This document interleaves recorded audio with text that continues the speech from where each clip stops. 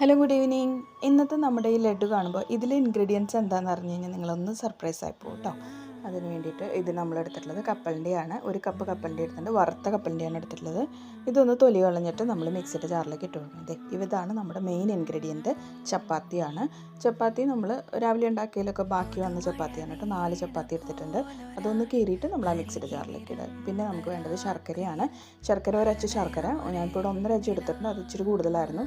ഒരച്ച് തന്നെയാണ്, കറക്റ്റാണ് കേട്ടോ. നമ്മൾ മുമ്പൊക്കെ ഒരച്ചാണ് എടുക്കാറുള്ളത്. ഇതൊന്ന് വെറുതെ നമ്മളൊന്ന് മിക്സിയിൽ അടിച്ചെടുക്കുക. ഇത് ഇപ്പോൾ കപ്പലിൻ്റെ എണ്ണയും ശർക്കരയുടെ നീരൊക്കെ കൂടിയിട്ട് ഒരു വെറ്റ് കൺസിസ്റ്റൻസി ആയിട്ടുണ്ടാവും. ഇതൊന്ന് ഉരുട്ടി ലഡു ഷേപ്പിലേക്ക് ഷേപ്പിലേക്ക് ആക്കിയെടുക്കുക വേണ്ടു കേട്ടോ.